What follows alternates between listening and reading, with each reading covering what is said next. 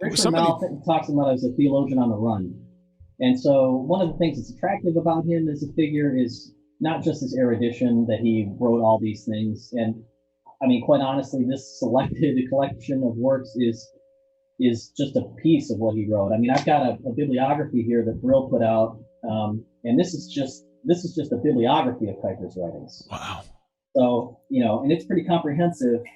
It's everything from letters to the more sustained reflections. But he wrote a ton. He wrote a lot, and he wrote a lot about everything. But he also lived it, right? So this is the other thing that's really interesting about him is he achieved a great deal in his what you might call public life or his professional life as a newspaper editor.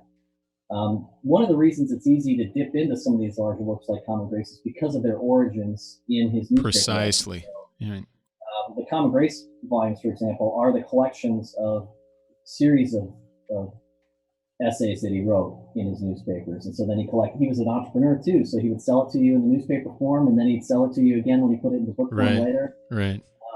But you can dip in and read one section, and that's like reading a weekly kind of essay. And it's part of a larger series, and you can certainly, follow the whole series through its reasoning. But he does a good job of summarizing kind of what he had just talked about, digging some new territory, and then synthesizing and previewing what he's going to talk about next in the series of essays. So even though the book by itself, looks really imposing and in some ways maybe inaccessible, the content really is accessible because it's was designed for a lay readership, certainly in Common Grace's case, for example, and the same with Pro Rega, and to be read, and really for the edification of the broader church. So it's not, in all these cases, a really high-level academic audience, even though, I mean, he was such a dynamic and genius theologian that rich.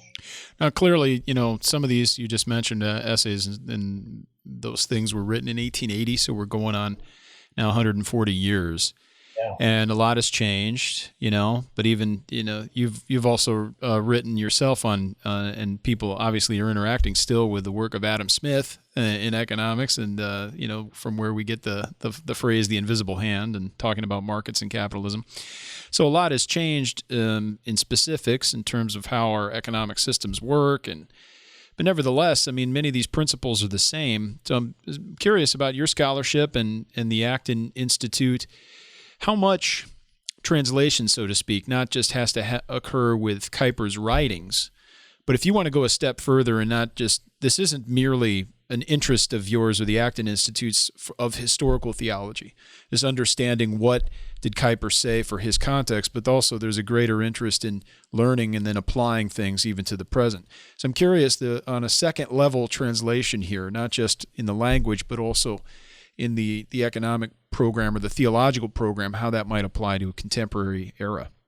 Well, there's a great deal of work to be done. I mean, that's one of the hopes of a project like this. A great deal of material is being put out in a relatively short amount of time, but we're taking the long view with this project. We're thinking of it as really as a kind of a first step of providing the primary source material so people can, if they want to, and I hope they would, go back and see what Kuyper himself says about things rather than just what we maybe have heard about Kuyper or what it's called Kuyperian or what passes for Kuyperian thought nowadays. Right. Go back and read the original source, engage with it, grapple with it, disagree with it, agree with it, be formed by it, be informed by it.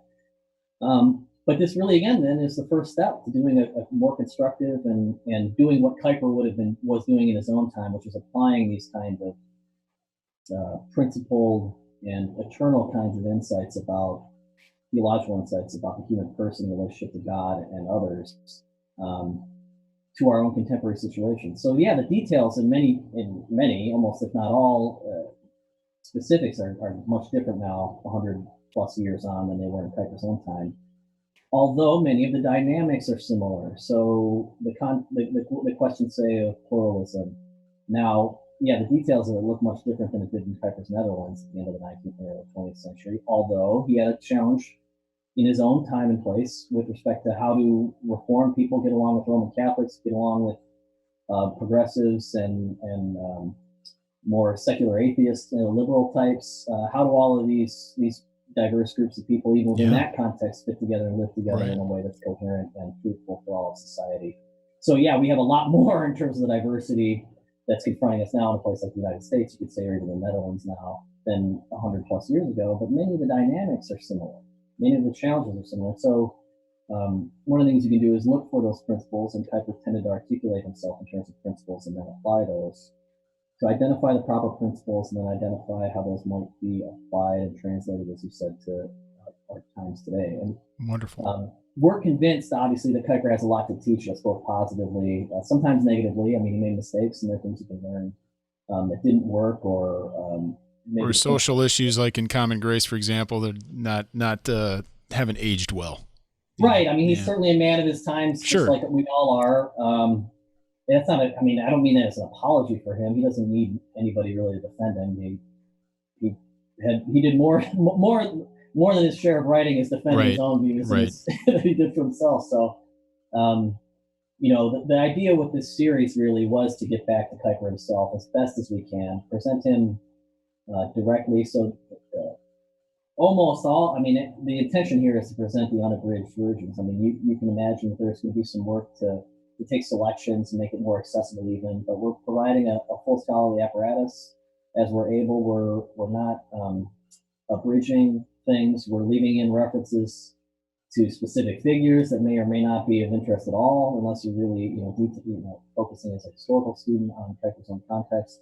But that's all in here. And so this is, again, the very first step, both in terms of translating Kuyper himself, but hopefully opening up a lot more in terms of research programs, but also practical programs, social thinking and practice today for people who can learn and be informed and inspired by Kuyper and